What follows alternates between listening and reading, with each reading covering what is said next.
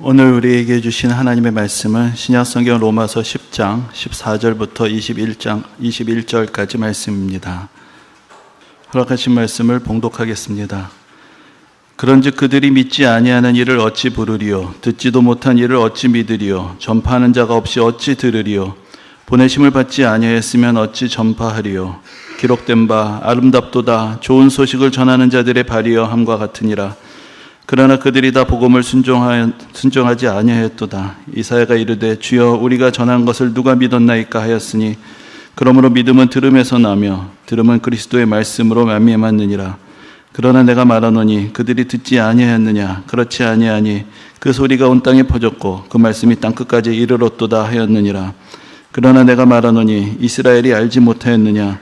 먼저 모세가 이르되 내가 백성 아닌 자로서 너희를 시기하게 하며 미련한 백성으로서 너희를 노엽게 하리라 하였고, 이사야는 매우 담대하여 내가 나를 찾지 아니한 자들에게 찾은 바 되고 내게 묻지 아니한 자들에게 나타났노라 말하고, 이스라엘에 대하여 이르되 순종하지 아니하고 거슬러 말하는 백성에게 내가 종일대 손을 벌렸노라 하였느니라. 아멘. 어떤 사람의 전기를 읽게 되거나 아니면 그렇게 긴 책을 보는 것이 아니더라도 어느 유명한 사람이 세상을 떠나게 돼서 이제 그 사람의 생애를 소개하는 기사를 읽게 될 때 종종 저는 내가 이 세상을 마칠 때가 되면 어떤 삶을 살았다라고 말할 수 있을까? 아니면 내 주위에 있는 사람들은 나를 어떤 사람으로 기억하게 될까라는 그런 질문을 해볼 때가 있습니다. 나는 무엇을 위해서 살았는가? 나는 무엇을 위해 살고 있는가? 나는 무엇을 위하여 살 것인가? 이런 질문은 우리 인생에서 가장 중요한 질문이지만 그러나 사실은 그렇게 자주 하게 되지 않는 그런 질문이기도 합니다. 아마도 사춘기 때 그래도 조금은 젊고 세상에 대한 기대와 열정이 더 있었을 때에는 그런 생각을 해보기도 합니다. 그러나 어느샌가 내가 내 인생을 그렇게 멀리 내다보고 질문을 하고 또 그 질문에 대한 답을 제대로 찾기도 전에 세상이 먼저 내게 여러 가지 다급한 질문을 하고 답을 요구합니다. 그래서 내가 하고 싶은 질문에 답을 얻기도 전에 나한테 던져진 질문들, 문제들, 과제들, 책임들을 떠안게 되고, 그래서 정신없이 그러한 문제들에 대해서 답을 하면서 살아가면서 결국은 평생을 지나게 되는 것은 아닌가라는 그런 생각도 해보게 됩니다.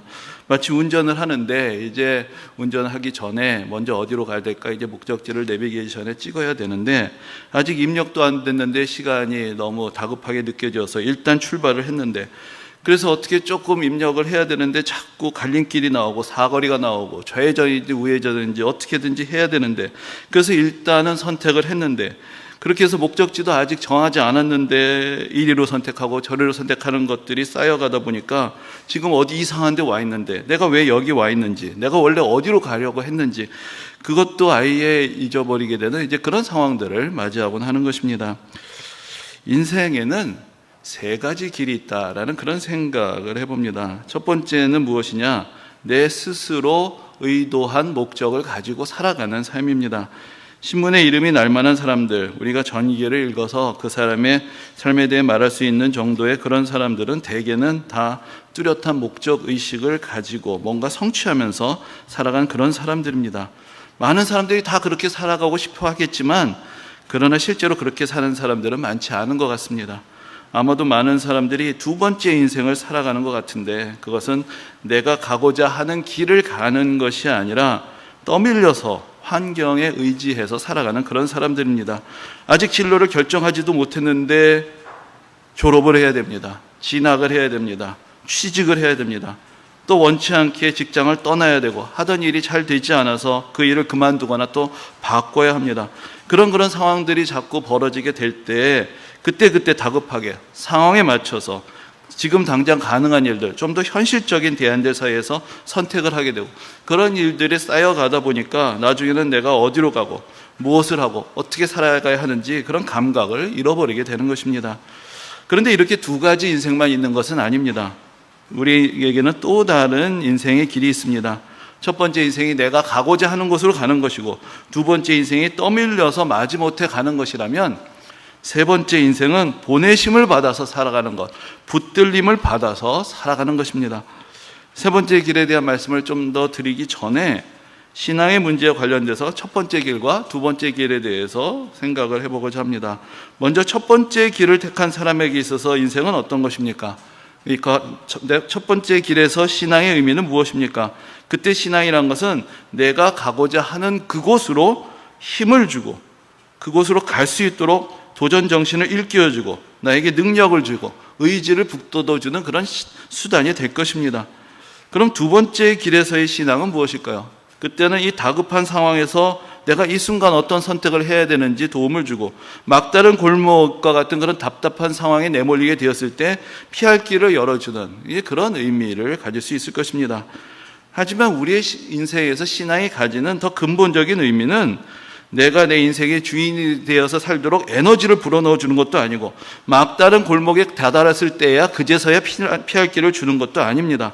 그것은 바로 내가 어디로 가야 하는지 그 자체를 우리에게 알려주는 것입니다. 내 인생의 주인이신 하나님의 손길 안에 내가 있다는 것, 그분의 선하신 인도하심이 내 삶을 주관하신다는 것, 나는 그분의 선택과 부르심과 보내심 안에서 살아가는 인생이란 것을 깨닫고 경험하고 그렇게 살아가게 될 때 신앙이 진정으로 우리 삶에 의미 있는 길을 열어주는 것입니다. 우리는 이 세상에 왜 태어났을까요? 나는 어디에서 와서 어디로 가며 무엇을 위해서 살아가야 하는 것일까요? 그 답을 누가 알고 있을까요? 그냥 내가 정하면 되는 것입니까? 아니면 그런 질문을 해봤자 어차피 인생에 답이란 건 없으니까 그냥 그 되는 대로 떠밀려서 적당히 다른 사람들이 가는 대로 따라가면서 그래도 뒤처지지는 말아야지 하면서 열심히 살아가면 그냥 되는 것입니까? 한 번뿐인 인생의 정답은 어디에 있는 것입니까? 지난 시간에 성경의 주제에 대해서 요약해서 말씀을 드리면서 결국 한마디로 하면은 예수 믿으면 구원을 받는다. 이것이 성경의 큰 주제다라고 말씀을 드렸습니다. 조금 그것을 풀어서 표현하면은 로마서 10장 9절에 있는 대로 내가 만일 내 입으로 예수를 주로 시인하며 또 하나님께서 그를 죽은 자 가운데서 살리신 것을 내 마음에 믿으면 구원을 받으리라. 이것이 예수 믿으면 구원받는다는 것을 좀 더 풀어서 설명하는 것이 될 것이고 이것을 우리에게 익숙한 좀 다른 구절을 통해서 표현해 보자면 바로 하나님이 세상을 이처럼 사랑하사 독생자를 주셨으니 누구든지 그를 믿는 자는 멸망하지 않고 영생을 얻게 하려 하심이라. 이 말씀 안에 사실 성경 전체의 요약이 다 들어있다고 할 수가 있을 것입니다. 그런데 저는 오늘 이 예수를 믿으면 구원을 받는다에 이어지는 이야기가 있다는 것에 대해서도 좀 더 말씀을 드리려고 합니다. 예수를 믿으면 구원을 받는다는 것이 성경의 요약이지만 거기에 한 가지 빠진 것이 있습니다. 그것은 예수를 믿으면 구원을 받는다. 그리고 구원을 받으면 예수를 전한다. 그것이 사실 그 뒤에 이어지는 이야기가 되는 것입니다. 예전에 어느 선교사님의 간증을 듣게 되었습니다. 근데 많은 분들이 묻는다는 것이죠. 선교사님 어떻게 선교사가 되기로 그렇게 결단을 하게 되었습니까? 어떤 계기가 있었습니까? 그분이 이렇게 얘기를 하신다라고 이렇게 전해줍니다. 대학생 때 예수를 믿었고 그래서 같이 성경 공부를 하게 됐는데 성경 공부하면서 이제 그 교재를 가지고 1과 2과 3과 4과 공부를 하는데 그 마지막 과가 무엇이었냐? 그게 선교도라는 것이에요. 그리고 그 안에서 무엇을 배웠느냐? 이제 내가 예수 믿고 구원을 받았으면 예수님을 전하는 삶을 살아야 합니다. 그것이 성경 공부의 결론이더란 것이죠. 그래서 그렇게 마음을 먹었답니다. 그래? 그럼 나도 앞으로 그렇게 살아야 되겠다. 그것이 바로 선교사가 된 계기였다. 그렇게 설명하시는 것을 들은 적이 있습니다. 여러분, 예수를 믿으면 구원을 받습니다. 그런데 예수를 믿으려면 누군가가 예수를 전해주어야 합니다. 그래야 예수를 믿을 수가 있습니다. 그리고 구원을 받으면 그 사람이 또 그 하나님의 은혜의 인도하심을 따라서 예수를 전하게 됩니다. 그렇게 되면 또 그 사람이 또 구원을 받고 예수를 전합니다. 이렇게 이야기가 계속해서 순환해서 이어지게 되는 것입니다. 그래서 하나님의 구원의 역사가 2000년을 이어져 왔기 때문에 그래서 예수 믿은 누군가가 나에게 복음을 전해 주었기 때문에 그래서 오늘 여기에 우리가 있는 것입니다. 그리고 또 이제 이어져야 하는 얘기가 있는 것이죠. 그럼 이제 나는 또 누군가에 가서 이 복음을 전달해 주어야 하는 것입니다. 여러분, 인생이란 것이 거저 왔다가 거저 가는 것도 아니고 내 맘대로 왔다가 내 맘대로 가는 것도 아닙니다. 하나님의 부르심을 받아서 예수를 믿고 하나님의 은혜와 사랑을 깨닫고 하나님의 자녀가 되고 그리고 이제 또 하나님의 보내심을 받아서 하나님의 은혜와 사랑을 전하며 살아가는 것, 여기에 완벽한 인생의 답이 있는 것입니다. 이것이 성경이 우리 인생에 보여주는 빅픽처입니다. 우리는 이 세상이 어떤 것인지 모르고 태어났습니다. 마치 낯선 곳에 내던져지듯이 이 세상에 태어났습니다. 열심히 살아야죠. 하지만 열심히 사는 것이 전부가 아닙니다. 미로 속에 던져져 있다면 내가 아무리 열심히 가도 결국은 제자리로 돌아올 뿐입니다. 위에서 보는 사람만이 내가 어디로 가야 하는지 그 길을 알 수 있습니다. 위에서 보시는 분의 인도하심을 받아야만 이 미로 같은 인생길에서 벗어날 수가 있는 것입니다. 이 세상을 어느 정도 살아가다 보면 이런 생각이 들 때가 있습니다. 그래도 나는 참 열심히 살았는데. 여러분, 이 세상에 한국 사람만큼 열심히 사는 사람들이 없을 것입니다. 밤낮 없이 삽니다. 학교에서, 직장에서, 가정에서. 그래도 남들만큼은 살려고, 남들에게 뒤처지지 않으려고 열심히 애쓰고 노력하면서 살아갑니다. 그런데 열심히 산다고 행복해지는 것이 아닙니다. 때로는 또 불안해지고, 불안하니까 더 열심히 삽니다. 애쓰고 사는데 뭔가 잘 풀리지는 않고, 답답하기는 한데 가만히 있을 수는 없고, 뭔가 이룬 것 같은데 그래도 만족스럽지 않고, 그 이유는 우리 인생의 큰 그림이 뭔가 잘못되었기 때문입니다.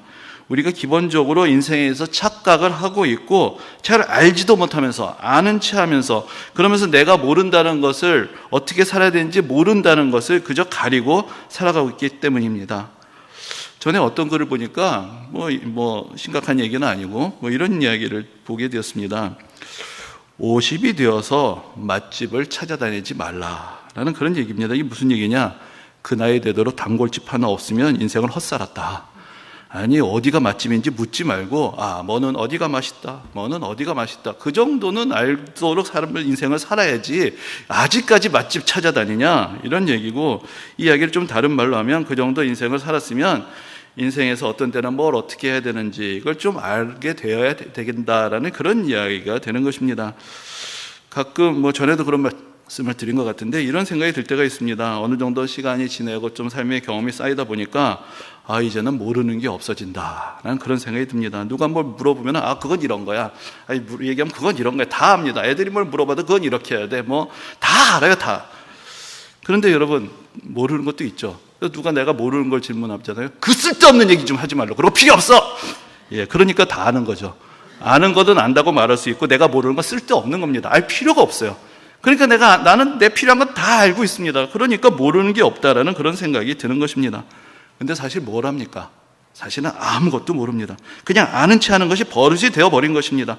이제는 내가 모른다는 것도 모르면서 되지도 않는 잘난 척을 하다가 길을 더 잃어버리고 마는 것입니다. 오늘 본문에서 사도 바울이 이렇게 말합니다. 아름답도다 좋은 소식을 전하는 사람들의 발이여. 여러분들은 어떤 인생이 아름다운 인생이라고 생각을 하십니까? 그리고 여러분들은 그런 아름다운 인생을 살아가고 계십니까? 만약에 그렇다면 이건 너무나 좋은 일입니다. 정말로 축복을 받은 인생입니다. 그러나 내 인생이 그리 아름답지 못하다라는 그런 생각이 드신다면 이제라도 우리가 좀 아름다운 인생, 사람답게 사는 인생, 가치가 있고 의미가 있고 보람이 있고 뭔가 이 세상에 주위 사람들에게 기여를 하고 좀 더 따뜻한 사랑의 온기를 나눠줄 수 있는 그런 삶을 살아야 하지 않겠습니까?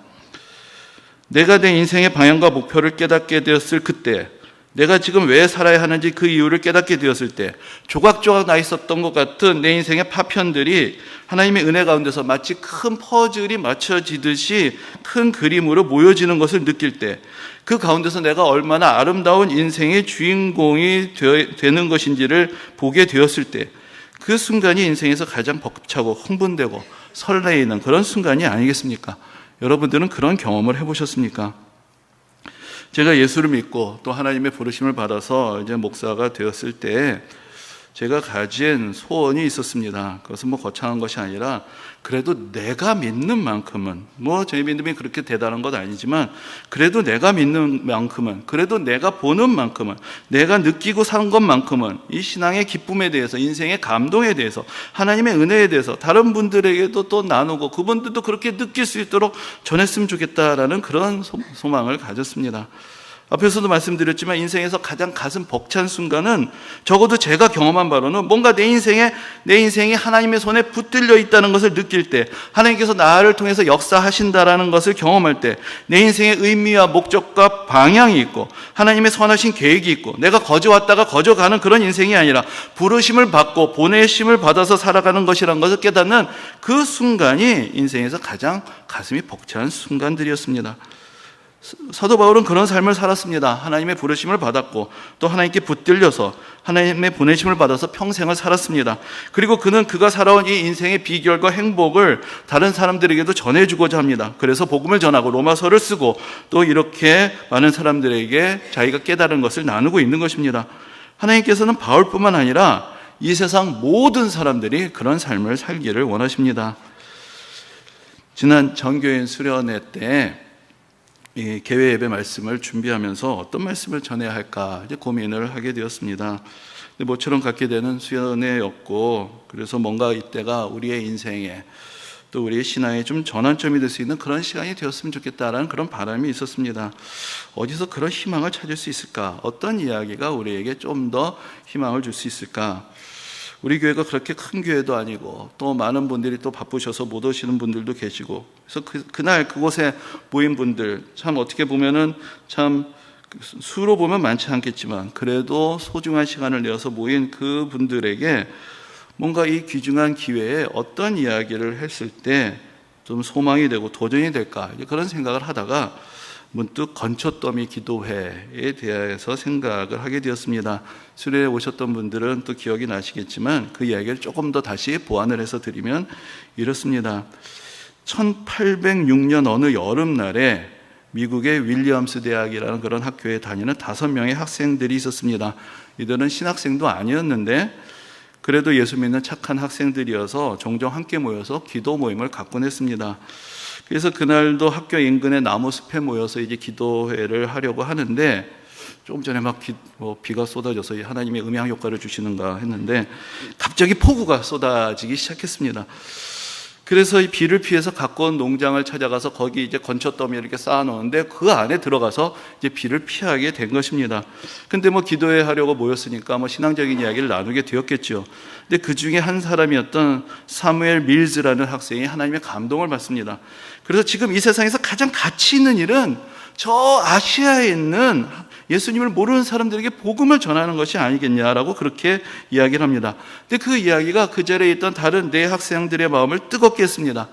근데 그 당시에 이 1806년에 미국은 오늘날과 같은 강대국이 아니었습니다.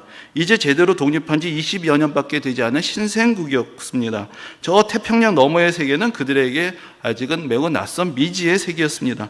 그 당시에 미국에서 선교라고 하면은 그것은 미국 내의 선교, 특별히 이제 아메리카 원주민들에 대한 선교를 말하는 것이었고, 아직까지 미국인들 중에 그 누구도 해외 선교사로 나가서 복음을 전했던 사람이 없었습니다.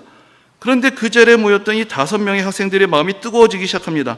그들은 그 자리에서 인생의 사명을 발견하게 되었습니다. 하나님이 이것을 원하시고 그들을 통해서 이루시기를 원하신다는 확신을 갖게 됩니다. 이미 하나님은 원하시고 하나님께서 작정하셨는데 우리가 모르고 있었다라는 생각이 듭니다. 그래서 그 자리에서 이제 우리가 하고자 한다면 할 수 있다. 이제 우리가 하고자 한다면 할 수 있다. 그 생각을 같이 느끼면서 같이 외치게 되었습니다. 그리고 나서 그렇게 하루가 좀 특별하게 지나가 버릴 수도 있겠죠. 젊은 혈기에 뭔가 갑자기 뜨거운 믿음을 가지고 그날 그렇게 은혜 받고는 그냥 그렇게 돌아가 버릴 수도 있었을 것입니다. 그런데 그들은 그렇게 하지 않았습니다. 계속해서 같이 모이고 기도합니다. 그리고 아무도 알아주지 않았고 아무도 주목하지 않았던 이 5명의 학생들, 어느 우연한 비 오는 날에 같이 건초더미에서 기도했던 이들이 그들이 그날 받았던 확신을 사람들에게 나누기 시작합니다. 우리가 복음을 전해야 됩니다. 우리가 아시아로 가야 됩니다. 우리가 하나님의 말씀을 전해야 됩니다. 주위에 있는 사람들에게 비전을 나누기 시작했습니다. 그래서 이로부터 4년이 지났을 때 1810년에 미국 교회 역사상 처음으로 미국 해외 선교회가 만들어집니다. 그리고 1812년에 처음으로 인도로 선교사를 파송하게 되었습니다. 그 뒤로 이 미국 해외 선교회를 통해서 50년 동안 1250명의 선교사가 전 세계로 파송이 되었습니다. 그래서 미국의 교회 역사가들은 이 건초더미 기도회가 미국 선교 역사의 시발점이었다라고 그렇게 기록합니다. 5명의 학생들이 함께 모여서 그 건초더미 안에서 꿈을 꾸고 비전을 보게 되고 기도하게 됐을 때 그들을 통해서 놀라운 역사가 시작이 되었던 것입니다. 제 신앙의 여정에 있어서 특히나 최근에 또 많은 영광과 도전을 보는 분들이 있습니다. 도전을 주시는 그런 분들이 있습니다. 지난 시간에도 말씀을 드렸지만 우리나라 교회 역사 속에서는 손양환 목사님이 그야말로 정말 이렇게 표현하는 것이 좀 죄송하기도 한데 넘사벽이다. 이건 어떻게 정말 감당할 수 없다라는 그런 생각이 드는 분입니다. 그분을 생각할 때마다 어떻게 그렇게 살 수 있었을까? 어떻게 예수님 같은 분이 이 땅에 있었을까라는 그런 생각이 드는 그런 큰 감동과 울림과 도전을 받을 때가 많습니다. 그리고 또 한 분으로는 영국에서 인도로 가서 복음을 전했던 선교사였고 또 교회 역사에서 근대 선교 역사의 아버지다라고 불리는 윌리엄 캐리라는 분입니다. 근데 이 사람은 원래는 구두 수선공이었습니다. 원래 아버지는 직조공, 그러니까 이제 그 직물을 만드는 이제 그런 일을 했었는데 이제 그 당시 영국에서 산업혁명이 일어나게 되니까 더 이상 직조공들이 일자리가 없어지게 됩니다. 그런 기술을 쓸 데가 없어지게 되고 기계화가 되는 것이죠. 그러니까 아마도 그 아버지가 이제 자기가 하던 기술을 물려줘서는 아들이 먹고 살 수 있을 것 같지 않으니까 친구가 그 구두를 만드는데 구두 만드는 건 기계가 할 수 없겠지. 그러니까 이런 일을 해야 앞으로는 좀 장래가 있을 것이라고 생각을 해서 아들을 구두 수선공에게 보내서 구두 만드는 것을 배우게 했습니다. 그래서 이 윌리엄 캐리라는 사람은 정규 교육을 14세까지밖에 받지 못했고 그리고 아버지 친구 밑에서 신발 만드는 것을 배우고 구두방을 열게 됩니다. 그런데 그는 그 구두방에서 신문을 읽고 책을 읽고 자료를 모읍니다. 그 당시 영국이 이제 세계 곳곳으로 나가게 되면서 세계 곳곳에 대한 그런 정보들이 신문을 통해서 계속 지면에 소개가 되었습니다. 어느 지역에는 어떤 나라가 있고 그 나라의 인구가 몇 명이고 그 나라 사람들 어떤 종교를 믿고 있고 그곳에 몇 명의 그리스도인이 있고 그 정보들을 하나하나 모아가지고 정리를 시작하게 됩니다. 그리고 그 구두방에 앉아서 언어 공부를 시작합니다. 자기가 알고 싶었던 언어들, 자기 주위에서 접할 수 있었던 그런 언어들을 하나하나 독학으로 공부를 하면서 꿈을 꿉니다. 이제 그가 복음을 전하기 시작하고 그리고 목사가 되었습니다. 그 침례교 목사였기 때문에 그 선교에 대한 비전을 같이 공유하는 사람들을 모아서 침례교 선교회를 만듭니다. 그리고 자기가 만든 그 침례교 선교사의 1호 선교사가 되어서 인도에 가서 그로부터 41년을 한 번도 고국에 돌아오지 못하고 거기서 평생을 사역을 했습니다. 이제 이런 자원적인 사람들의 선교의 도전, 이로부터 이어지게 되는 새로운 선교의 역사를 이야기하면서 또한 교회 역사가들이 윌리엄 캐리를 현대 선교의 아버지였다라고 그렇게 평가를 합니다.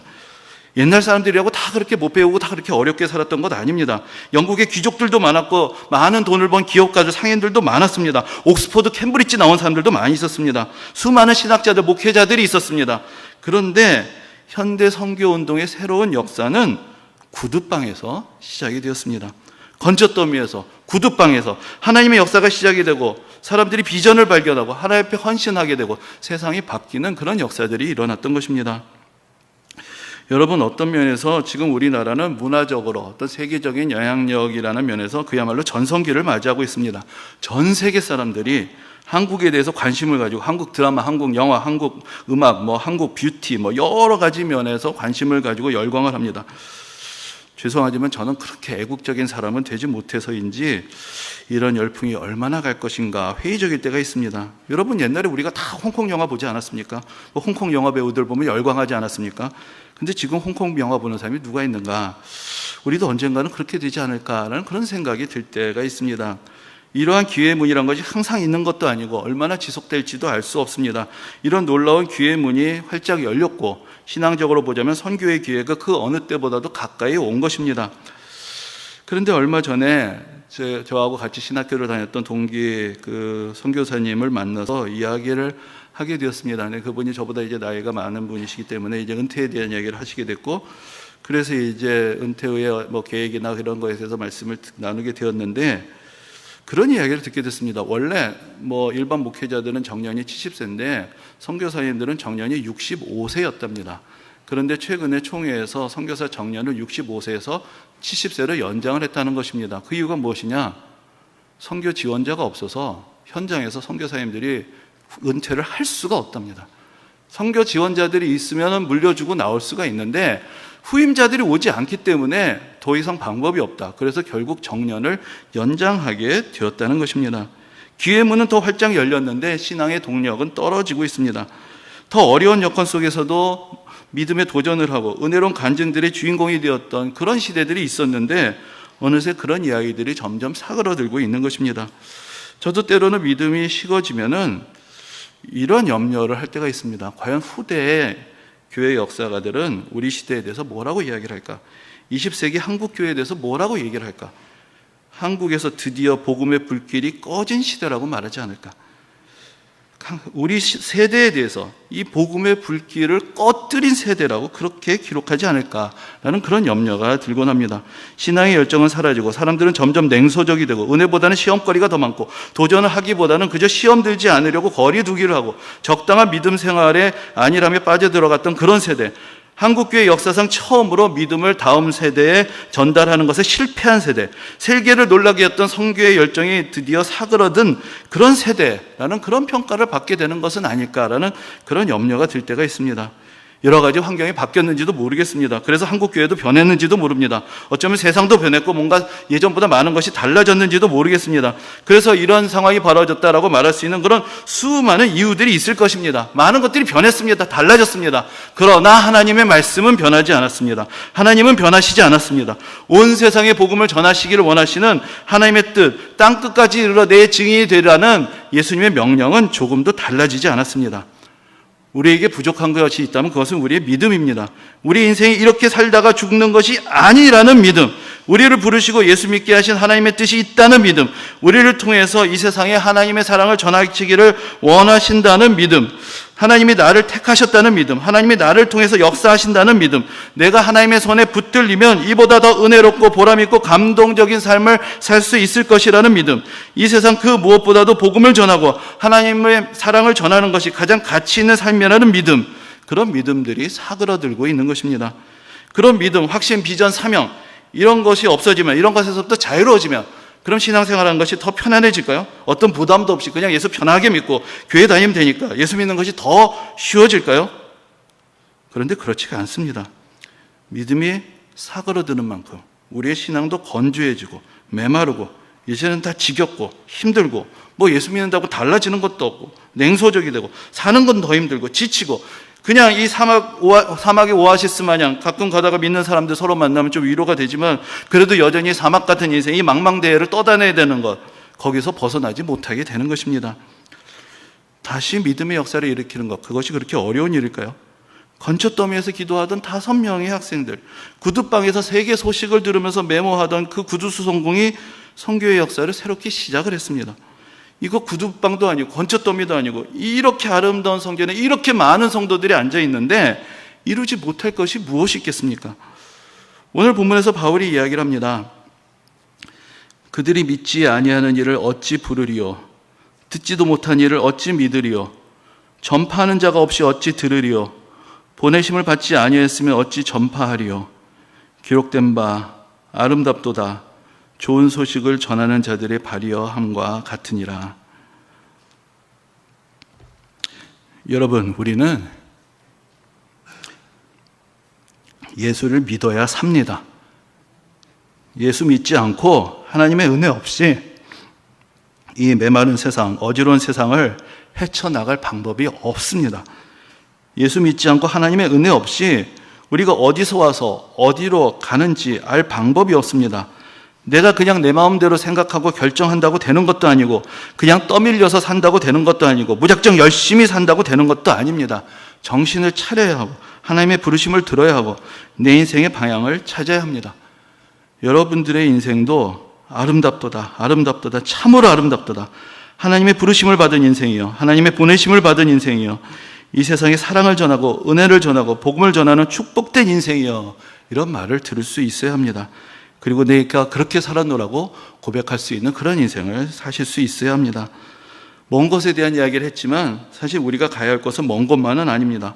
바울의 입장에서 생각하면 우리나라야말로, 또 우리나라 사람들이야말로 이방인들 중에서도 상이방인인 것이죠. 아까 윌리엄 캐리가 보기에도, 그 건초더미의 그 오총사가 보기에도 여기가 선교지입니다. 사실 여기도 섬겨지고 저기도 섬겨지고 사실 모든 것이 섬겨집니다. 어디냐가 중요한 것이 아닙니다. 그것은 하나님이 정하시는 것입니다. 하나님께서 여러분들을 부르시고 보내시는 그곳이 여러분들의 선교지입니다. 사실 왜 그렇게 멀리까지 가서 선교를 하느냐, 우리가 더 단기 선교도 자주 가고 그랬지만은 그럴 때 저는 그렇게 생각합니다. 멀리 가는 이유는 간단합니다. 거기가 더 복음 전하기 쉽기 때문입니다. 1년 내내 집안의 식구들한테 예수 믿다는 얘기 한마디도 못하고 살았는데 거기 가면은 마음대로 일주일 내내 예수 믿으세요 사니까 몇 년 쌓인 숙제를 다 하고 오는 셈이 되지 않겠습니까? 그러니까 더 쉬워서 가는 것입니다.